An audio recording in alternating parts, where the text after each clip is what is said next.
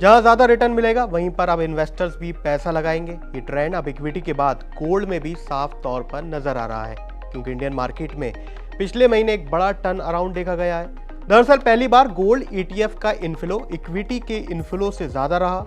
एएमएफआई के आंकड़ों के मुताबिक जनवरी में गोल्ड ईटीएफ दिसंबर के 11,646 करोड़ के मुकाबले 24,039 करोड़ पर पहुंच गया। यानी कि गोल्ड ईटीएफ में सिर्फ एक ही महीने में 106% का ज्यादा इन्फ्लो यानी ज्यादा इन्वेस्टमेंट नजर आया है। ये पहली बार है जब निवेशकों का भरोसा गोल्ड पर इस कदर एक ही महीने में बढ़ चुका है। गोल्ड में इस बड़े इन्वेस्टमेंट की वजह से इक्विटी म्यूचुअल फंड्स में भी नेट इन्फ्लो 14% घटकर 24,028 करोड़ ही रह गया, जबकि दिसंबर में यह आंकड़ा 28,054 करोड़ था। अगर इसको पिछले साल जनवरी से अगर कंपेयर करें तो ये गिरावट करीब करीब 39% ज़्यादा है।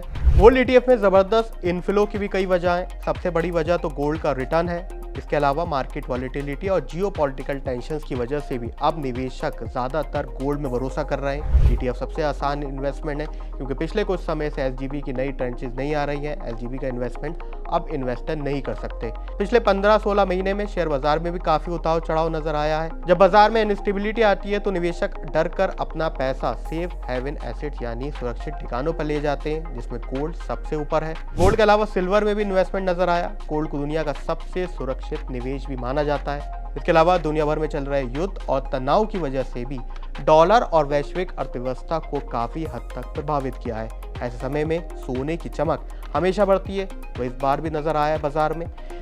पिछले एक साल में गोल्ड ईटीएफ का रिटर्न देखें तो गोल्ड ईटीएफ ने पिछले एक साल में 75% का जबरदस्त रिटर्न दिया है, जबकि इक्विटी मार्केट का रिटर्न 10 से 12% के आसपास रहा है। उसमें भी कई फ्लक्चुएशन आए। जब टैरिफ लगाए गए तो मार्केट नीचे गिरी और उसके बाद कुछ हद तक रिकवरी हुई।